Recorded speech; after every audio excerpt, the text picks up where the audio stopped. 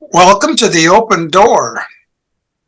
Jim Hannick here with co-host Mario Ramos Reyes.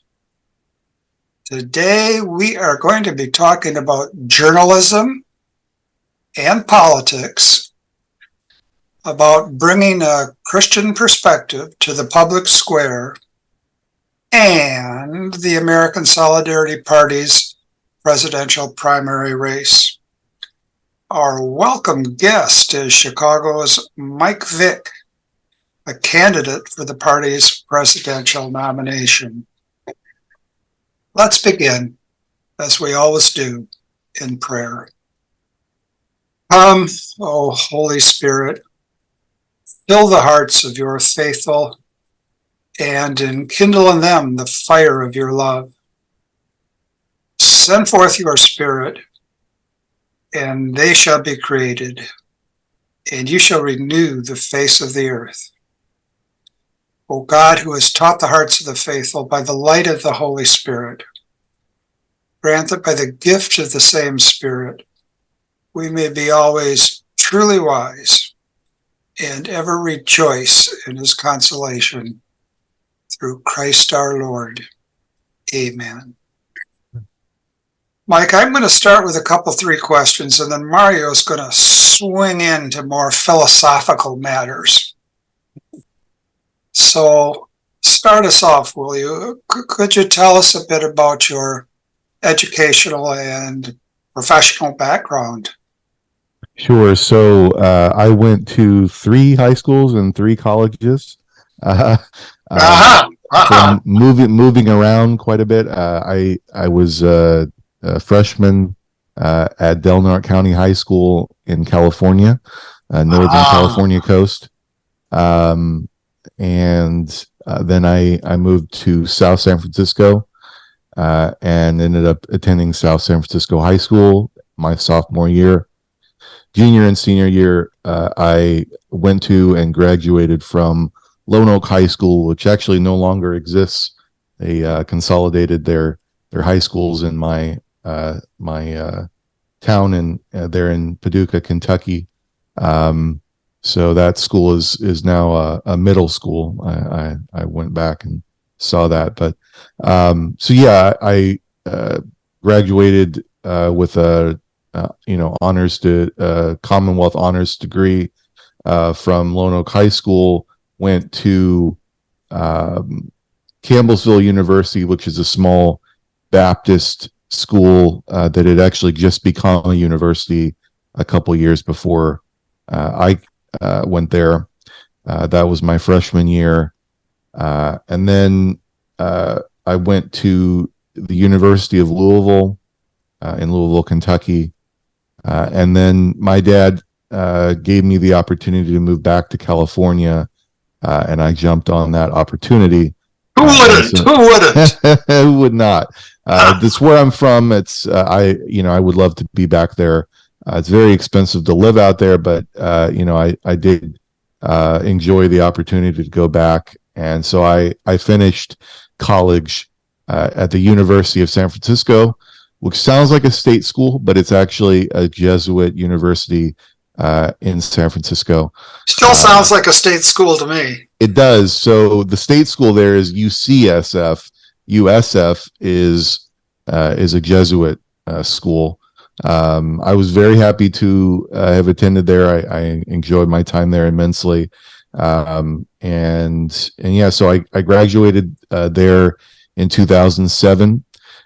And then my first job out of college, my editor at the time was looking for reporters on Catholic college campuses, and so my journalism professor recommended me.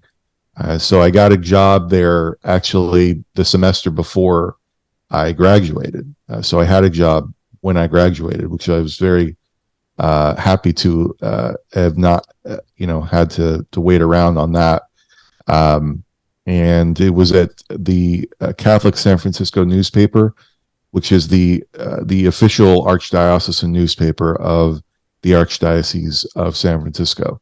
about 75,000 circulation paper went into all of the parishes in the archdiocese, and I had a great time there. I had a lot of opportunities that I would not have had if I had, ended up in the mailroom at the San Francisco Chronicle. Got to go to Haiti and cover relief work that was going on down there. Got to write a lot, which, again, I would not have been able to do at a entry level job at a major newspaper. So, I was very, very grateful for that experience. And then, I honestly wanted to get out of journalism. But I ended up moving to Paducah, Kentucky, again. And there really wasn't much opportunity to do much other than be in journalism. And so, I worked for the TV news station. Even there in Paducah, there wouldn't have been a choice of the owner of the journalistic operation, because the people that own the TV station also own the local newspaper. So, but I was very very happy to be involved in that. I met friends there at that station that I still feel like are close friends, family, in a certain sense. So yes, I had a great experience there. Worked as a associate producer, which basically meant that I cut video all day long. If you watch local news productions, you'll see national video. Somebody has to ingest that into the system and cut that for time. And so that was my job when I first got there. And then I went on to be a web editor, which basically meant that I put everything that we put out on television, I put that on our website, and work with advertisers to get some of their stuff on the site as well. And so I did that for about 2.5, 3 years. And then I went to seminary at the Southern Baptist Theological Seminary in Louisville, Kentucky. I was there for about 3 semesters. My father moved up to Kankakee, and our house was empty in Paducah. Didn't make sense to leave it empty. So I moved back to Paducah and worked at the TV news station. My plan was to continue my studies at Southern online, but I'm not really built for that. I guess I needed the discipline of being on location to continue those studies. So I ended up getting out of that. I was still interested in leaving journalism. I kind of got stuck again at the TV station working as a associate producer. And so in 2016, I finally decided that I'd really had enough. And my father, again, was living up here in Kankakee, which is about an hour south of Chicago. I knew I wasn't going to be homeless. So, I left, moved into one side of his duplex, and got a job at SEIU, which was my first job professionally doing political work. And so I worked there as a canvasser, trying to get home care and child care workers to join the union. A lot of them didn't know that a union was available to them. And so we would go around all around the Chicagoland area and let people know about that, and let them know about the benefits of joining the union, and get them to join the union.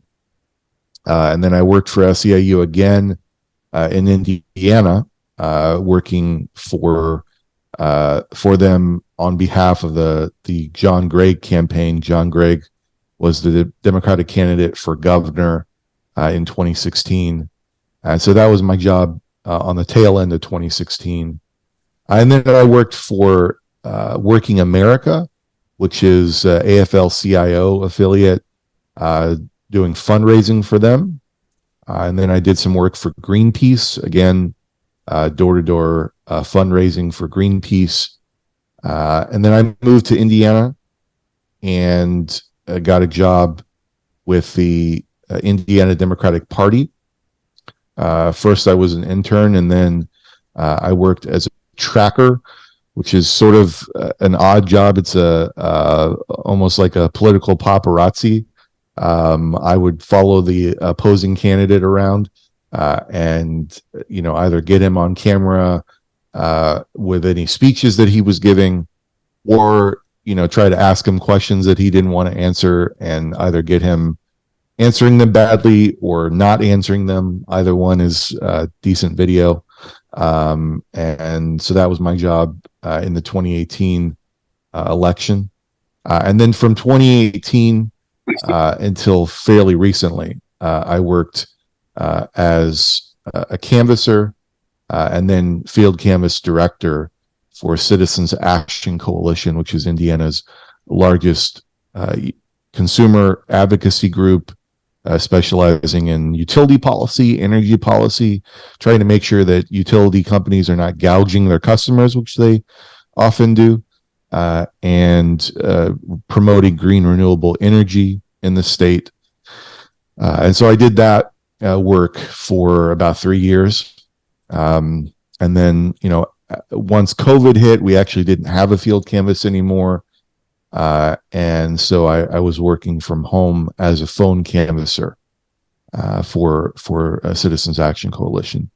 And then in 2021, I moved back here to Kankakee and got a job in Chicago working for Pastor Chris Butler, who was running for Congress in the Democratic Party primary in the 1st District here in Illinois, and running as a pro-life Democrat. He was endorsed by Democrats for Life of America, as well as the American Solidarity Party, which is my party. And so I worked with him through the 2022 race, and now still work with him. Technically, I'm his assistant, but the main thing that I do is I write and edit for the Chicago Civic Update, which is a publication that we put out once a week on Substack. You've been on the front lines, behind the scenes, and everywhere in between. I have. Now, I read the Civic Update, and it's a distinctive publication. What's the mission? What's the goal? Yeah, so we're operating under the auspices of the AND campaign, specifically the AND campaign Chicago chapter.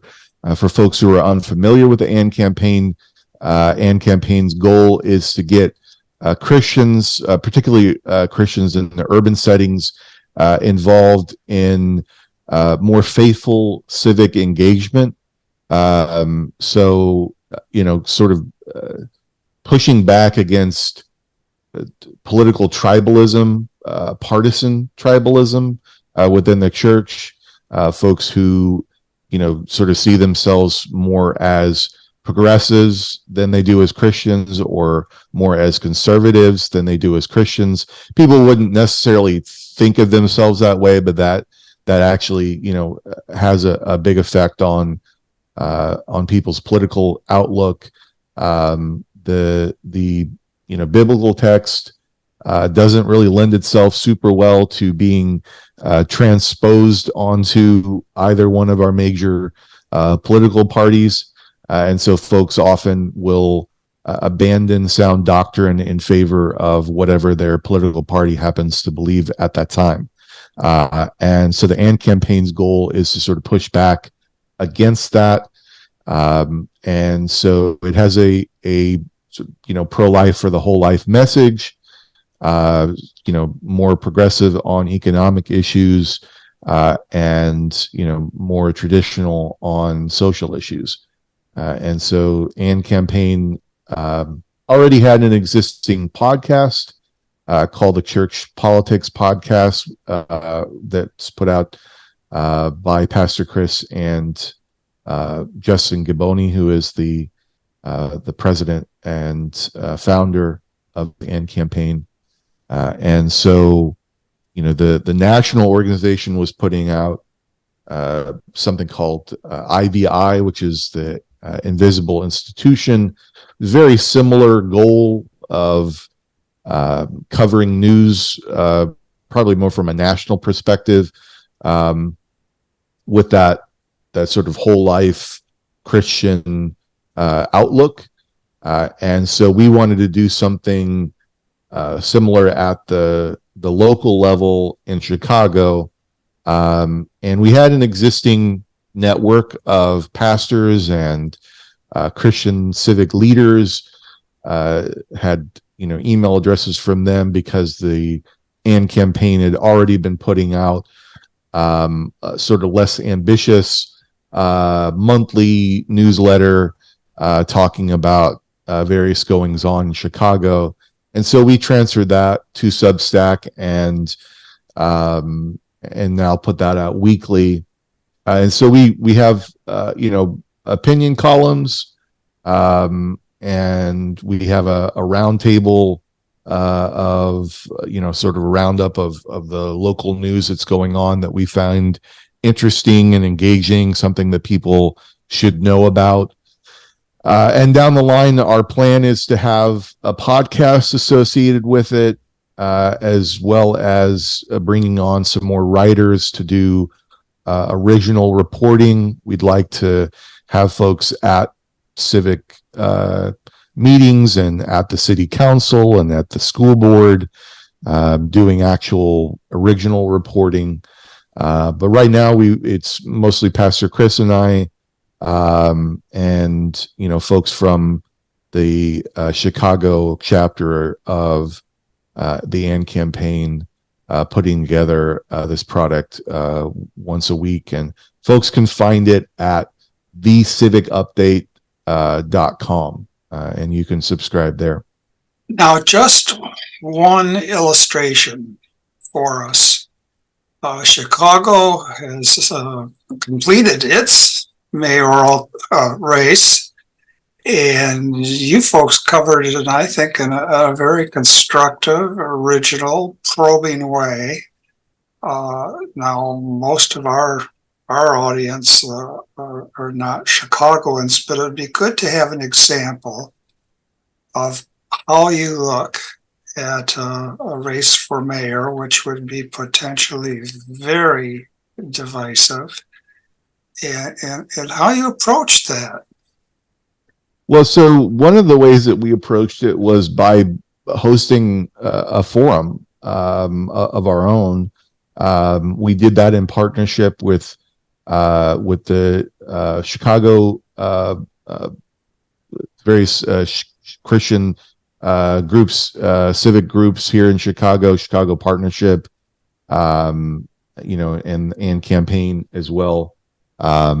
So it was the Faith and Politics Forum, which you can find that as a video on thecivicupdate.com.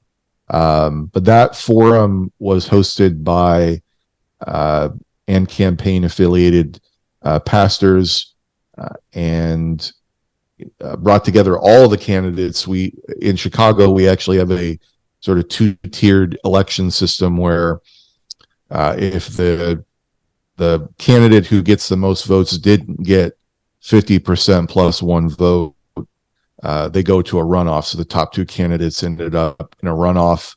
That's happened the last, I believe, 3 times here in Chicago, and so yeah, we were there on the ground, getting the candidates involved in answering questions that were coming from that sort of whole life Christian perspective. And I believe we were probably one of the only times they ever had to answer a question about abortion that wasn't coming from someone who was in favor of abortion. So I thought that was a good experience for the candidates to have to answer those kinds of questions.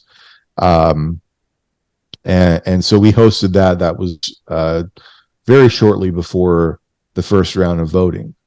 But unlike some of the other publications, we were not really interested in getting involved in endorsing a candidate.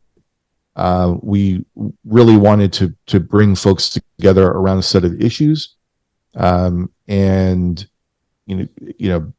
post-election, we are potentially talking about planning a unity breakfast for pastors, because it did end up splitting folks a lot more than some of the previous elections in terms of who they were supporting, whether they are supporting the candidate who ended up winning, Brandon Johnson, or Paul Vallis. And so we wanted to kind of bring folks together. Several of our columns in the run-up to the election and the aftermath of the election have been about civic unity. And so, regardless of who folks voted for, we all have to live in the city. We all have to move forward together. And so that's sort of been what we've promoted throughout the campaign. All right. Thanks for that. Mario, do you want to lead us ahead into matters more philosophical than tactical and strategic?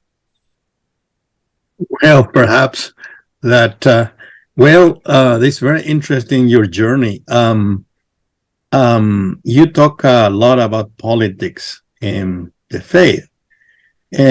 How would you describe your political philosophy, and how your political philosophy developed over time? Sure. So, I was involved in political work, since I was, much too young to vote. My father was involved in Democratic Party politics when I was a kid. We had Congress people come to my house when I was a kid. So, I've been involved in political work for a long time. Starting in 2016, I got involved in it professionally, but, I've been engaged in it for a long time. My degree is in political science. It's something that I've cared about deeply for a long time. I grew up really more on the political left. Again, I grew up in the Democratic Party, but we also were raised in church, and I sort of took both things to heart. My mother was raised Catholic. I've been around Catholics a lot in my life, whether it was the job that I had, university I graduated from, now the political party that I'm engaged in. And I often joke that I sort of accidentally recreated Catholic social teaching within my own head by being involved in Democratic Party politics, but also involved in a very conservative Christian church. And so I sort of look at things, my political philosophy, really from more of a faith background than sort of a political background. I see things through the lens of that faith. And so, I have a whole life perspective. I care about babies in the womb. I also care about babies once they're born. I care about adults, making sure that folks have a good economic situation, good paying jobs. So I sort of evolved over time on that. I grew up again on the left of the Democratic Party, got involved in 2016 in Bernie Sanders' campaign, and so got involved philosophically in some of the sort of to the left of the Democratic Party, democratic socialist politics. I joined and am still a member of the Democratic Socialists of America. And from 2016 until around 2021, I did identify as a democratic socialist and then later a libertarian socialist. And then when I got involved in the American Solidarity Party, I had sort of been primed to have an affinity for the economics that I see in the Solidarity Party, which is termed distributism. It originated with Catholic social teaching, Rerum Novarum, from I believe it was Pope Leo the 13th, but someone can correct me on that. Now, is it Rerum Novarum? Is that a Polish expression? It's a Latin expression. So I don't speak Latin, but Rerum Novarum, I believe it was published in the late 1890s.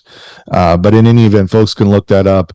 That's where distributism comes from. The idea is that you want to have as widely distributed productive capital as possible. And you do that through things like worker cooperatives, credit unions, housing cooperatives, land reform, things like that, community land trusts. And so, I had heard of many of these things, and they were often described to me as socialism. The most prominent purveyor of pro worker cooperative ideas in this country would probably be Richard Wolff, who is a self-described Marxian economist and does a podcast called The Economic Update, and has an organization that he founded called Democracy at Work. And so I had heard about worker cooperatives long before I joined the American Solidarity Party, and liked the idea of it very much so. But, again, it was described to me as socialism, or a form of socialism. And I had never heard of distributism. And when I joined ASP, I started learning more about that from various folks in the party, among them John Madai, who wrote a book about distributism. And, so the more I delved into that, the more it seemed like the kind of thing that I would ascribe to. And so, now sort of my political philosophy is that I am a whole life distributist. But again, it sort of comes out of my desire to see my politics mesh well with my faith, rather than sort of the other way around, which is often what happens. People mold their faith beliefs based on whether they're a Republican or a Democrat. So yeah, that's sort of where I've come from, the pro-life left, so to speak, and so coming into the American Solidarity Party, I was very much enamored with their political philosophy, and that's where I land nowadays. How did you find the American Solidarity Party? So in 2020, I was running as a state rep candidate in Indiana's 29th district, which is centered around Noblesville, Indiana, which is a northeast suburb of Indianapolis. And I ended up being the nominee of the Democratic Party in that race, and was involved in 2020, as folks will recall. Bernie Sanders was running again, and I was very much supportive of his candidacy in 2020. And around midsummer, it became clear that he was not going to win. Things sort of got stacked against him again in the Democratic primary. And by that time, I had sort of had enough of the Democratic Party. I did not fit their message well economically. They were well to the right of me on those issues, and I did not fit well with them on social issues, where they were well to the left of me. And so I was looking for something else. In 2016, I had already, voted for the Green Party candidate in Jill Stein in that race. I had voted for a few other independent candidates in the intervening years, and so I kind of already had one foot out the door of the Democratic Party, but I didn't know where I was going to go. I wasn't super interested in actually joining the Green Party, which, to be honest, is a rather dysfunctional group politically. And, I briefly thought about a nascent group called the Movement for a People's Party, but I found that the organizers of that were not really on the level. And so I was looking for something new. And for the first time in my life, I didn't have a political candidate for president that I was supporting, that I, knew that I was going to vote for in November. And so I was looking for a candidate. And that's how I found the American Solidarity Party, by looking for a candidate for president. And in 2020, the American Solidarity Party had nominated Brian Carroll for president and Amar Patel for vice president. And I got to know both of them. I actually spoke on the phone with Amar for about half an hour when I first learned about the party, which was very interesting to me, to be able to speak to the party's vice presidential nominee like 5 days after I found out about the party.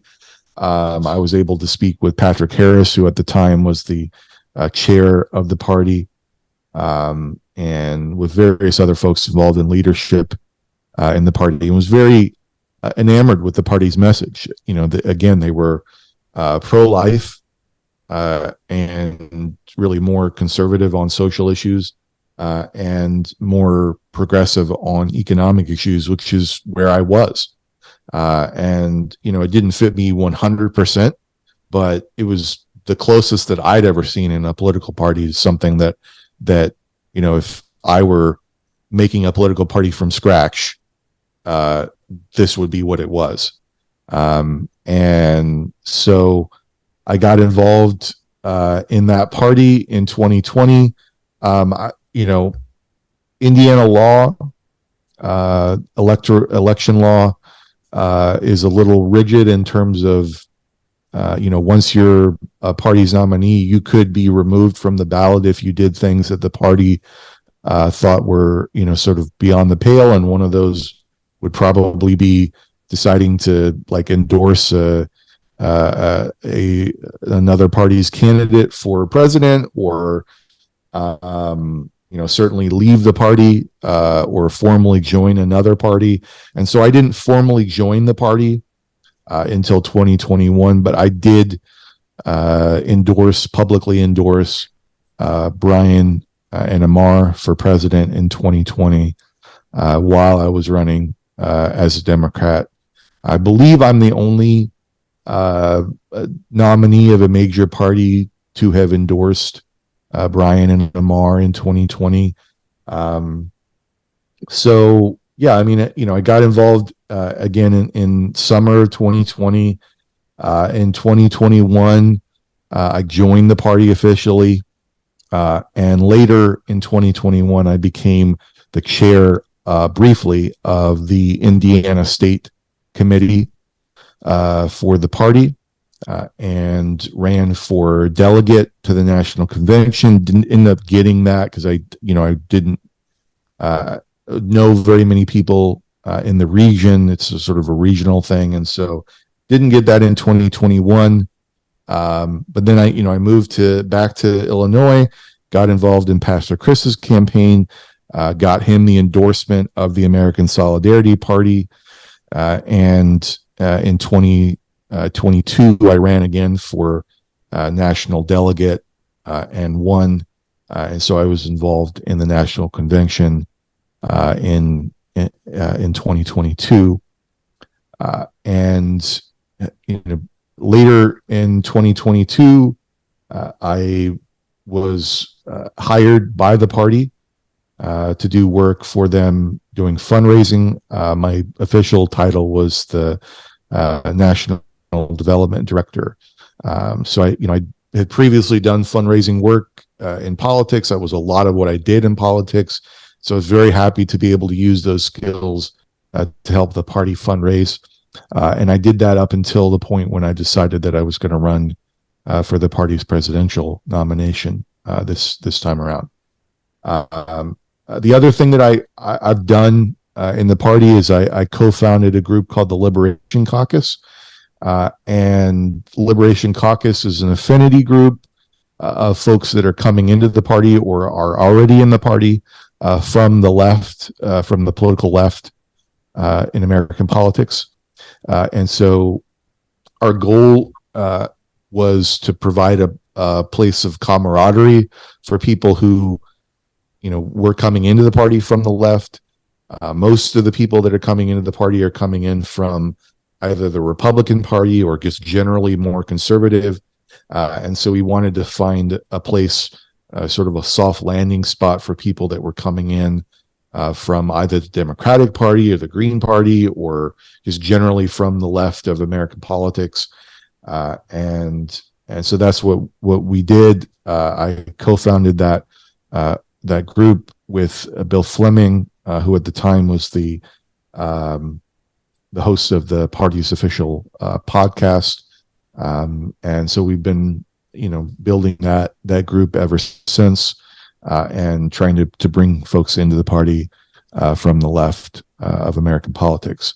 That's sort of how I came across the party. Yeah, go ahead. You've been practically everywhere in the last few years, and so you know how important it is to kind of dig deeper, see what's going on. Yeah.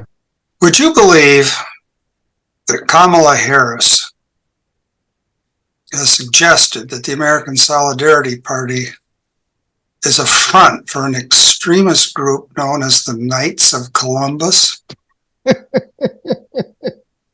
So it would surprise me if Kamala Harris had ever mentioned the Solidarity Party or knew what the Solidarity Party was, let alone that it was a front for another organization.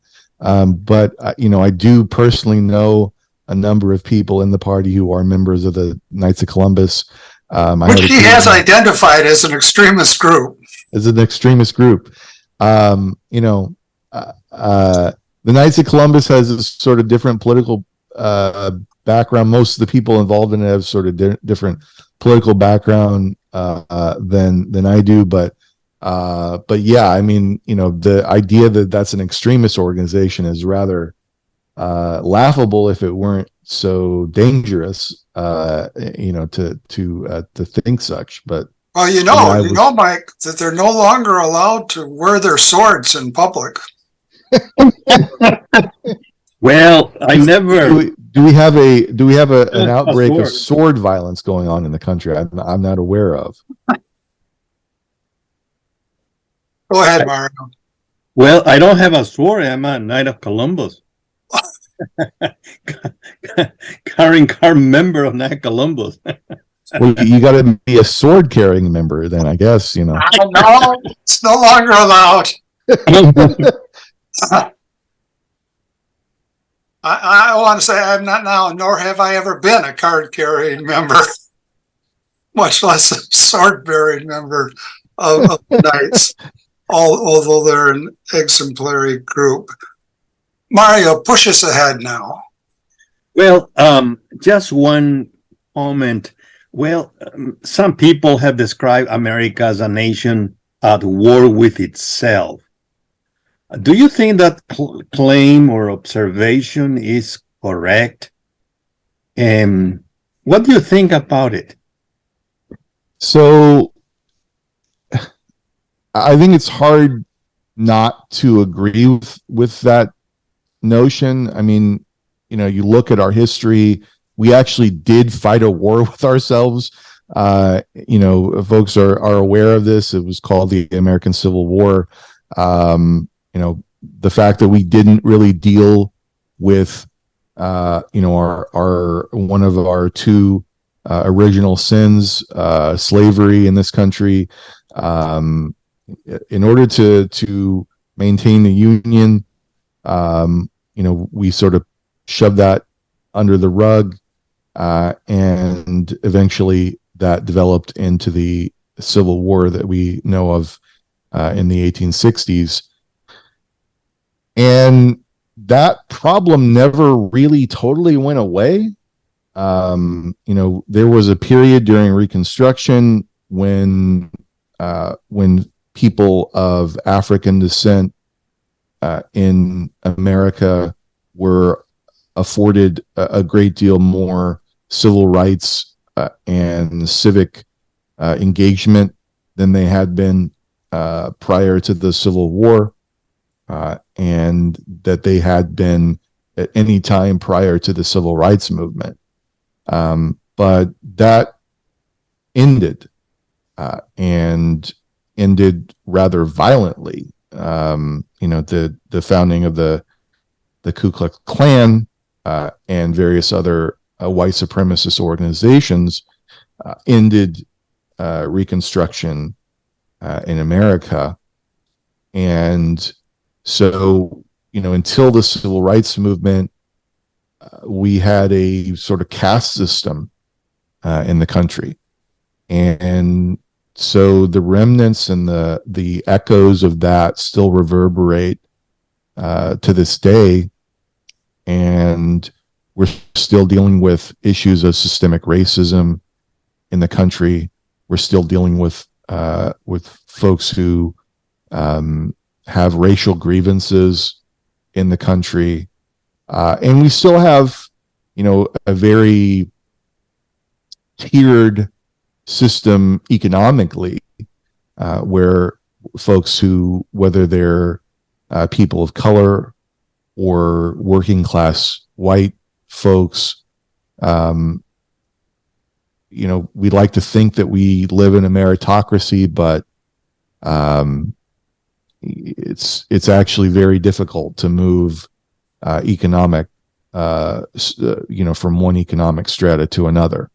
So, I think that on many levels, we are at war with each other, whether that's rich against poor, working class against the capitalist class, whites against everyone else.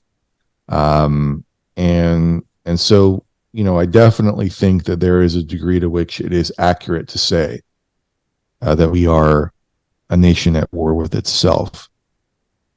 We're a nation that just fairly recently experienced an invasion of our own capital by our own citizens. And so certainly there are serious tensions at work and at play in this country. And, I would just say that the divisions have been sown for decades, for really 2 centuries now. And it will be difficult to move in a better direction. But, I think that the organizations that I'm involved with now, that's the goal, is to get people to sort of put down the weapons, either real or rhetorical, and to stop thinking of themselves as tribal Democrats, tribal Republicans, and to think of themselves, in our case, as Christians first. And, given that the country still is majority Christian. I think that there is a room for that to have a good effect on folks, whether they're Catholic, Protestant, Orthodox, to see themselves as Christian first and to engage in the culture in a constructive, less tribally partisan way. You know, Mike, we often see discussions about how third parties might gain traction and how our current times might be just the times for third parties to do so. But simultaneously, we see commentators saying it's not going to happen. There's too much at stake. There's too much to be lost if you're a Republican and the Republicans don't get in, if you're a Democrat and the Democrats don't get in. This is no time to experiment. What would you say to people like that? Well, at the presidential level, I would say that, most people who say that don't really understand or are counting on you not understanding how a presidential race works. We do not have in this country a national popular vote. We've experienced 2 times just in my lifetime of a president not getting the popular vote and still winning the electoral college and becoming the president. And so you have to look at the presidential race as 50, plus, Guam and Puerto Rico elections at a state level, popular elections at the state level. And again, in the presidential race, I lived in Indiana. I live now in Illinois. I lived in California. California, deeply blue state. Illinois, deeply blue state. Indiana, deeply red state. Kentucky. Each of those, certainly, I did live in Kentucky, also deeply red state.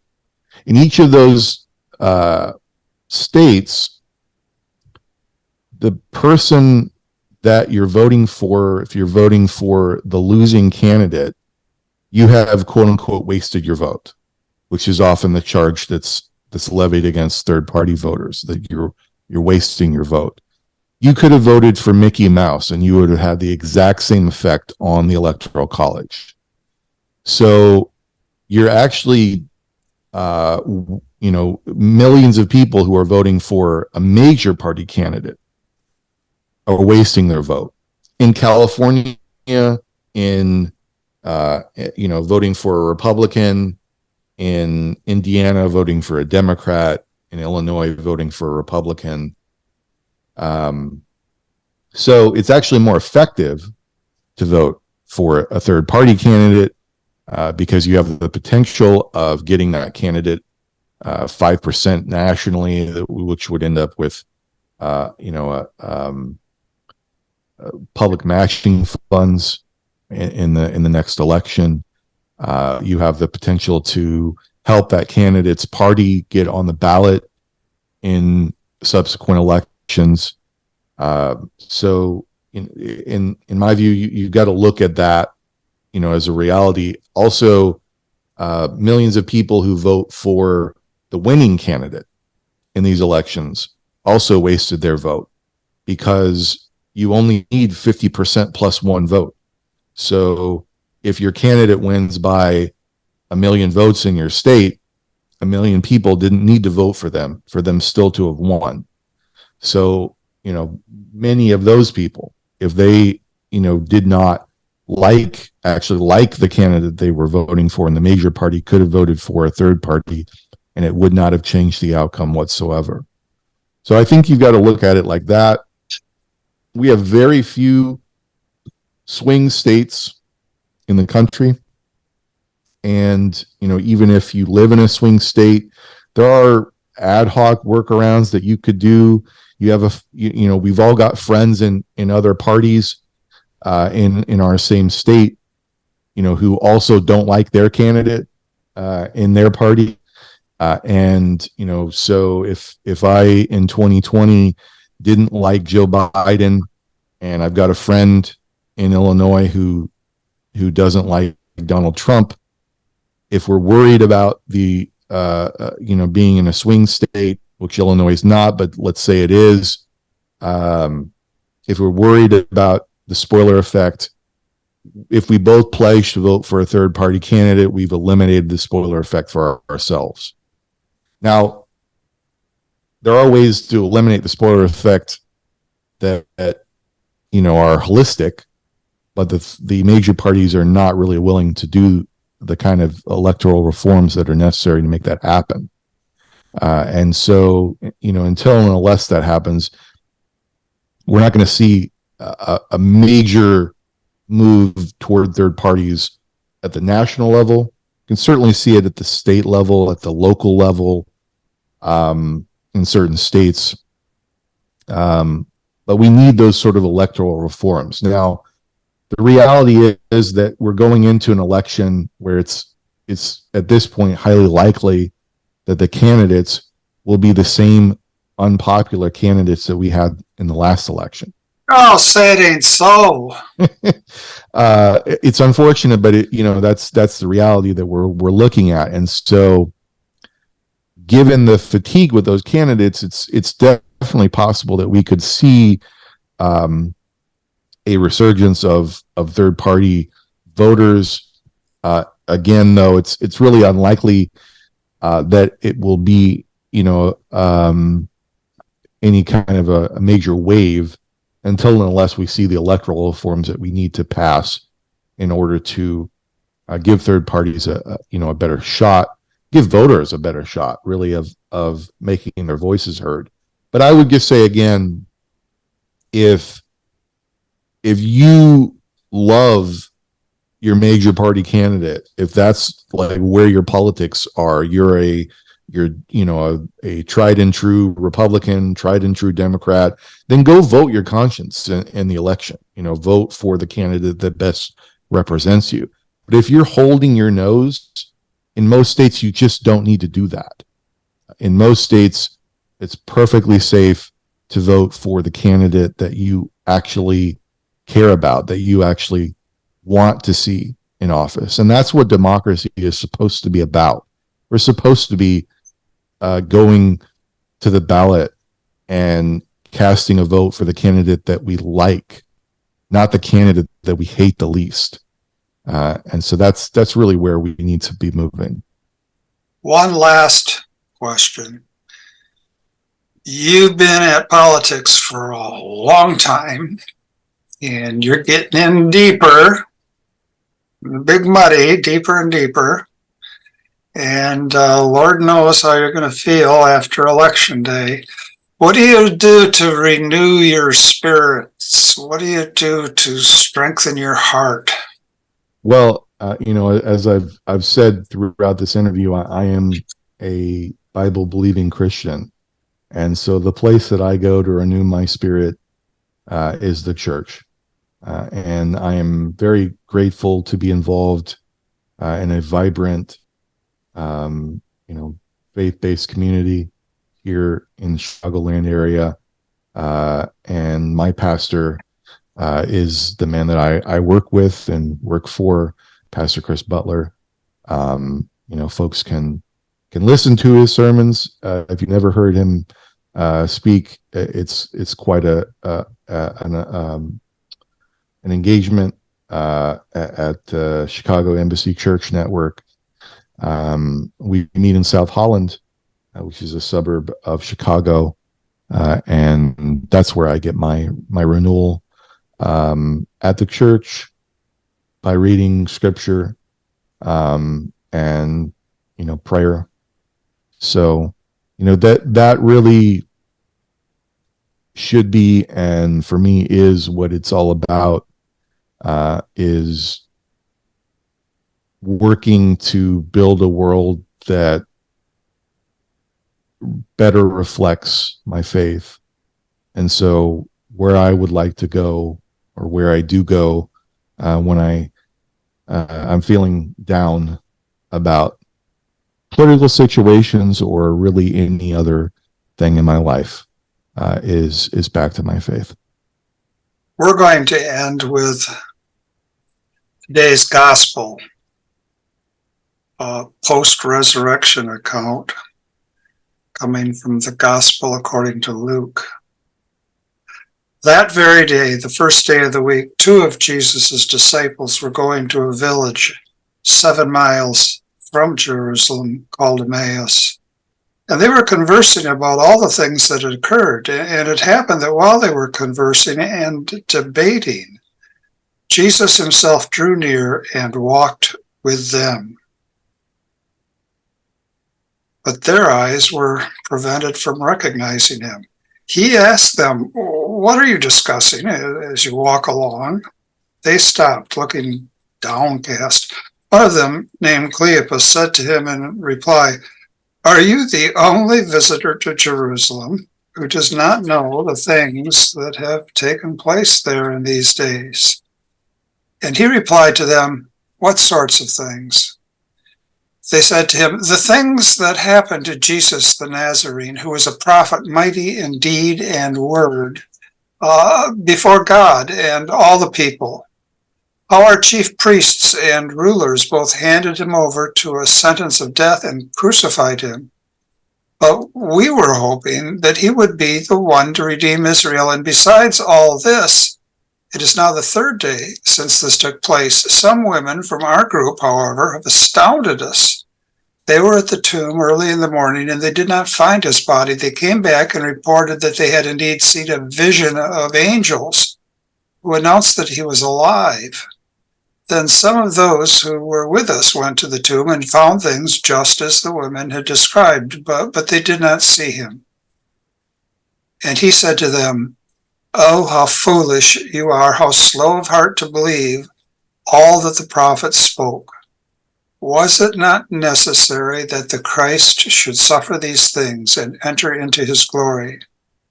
Then, beginning with Moses and all the prophets, he interpreted to them what referred to him in all the scriptures. As they approached the village to which they were going, he gave the impression that he was going on farther. But they urged him, "Stay with us. It's nearly evening and the day is almost over." So he went in to stay with them. And it happened that while he was with them at table, he took bread, said the blessing, broke it, and gave it to them.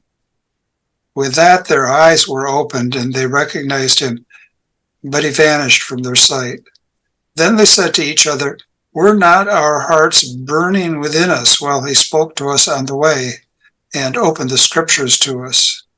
So they set out at once and returned to Jerusalem, where they found gathered together the 11 and those with them who were saying, "The Lord has truly been raised and has appeared to Simon." Then the 2 recounted what had taken place on the way and how he was made known to them in the breaking of the bread. Come, Lord Jesus, come. Thank you, Michael, for joining us. Thank you very much. Absolutely, it's my pleasure. My pleasure. Best wishes in the campaign. Thank you, sir. See you later. You all have a good day.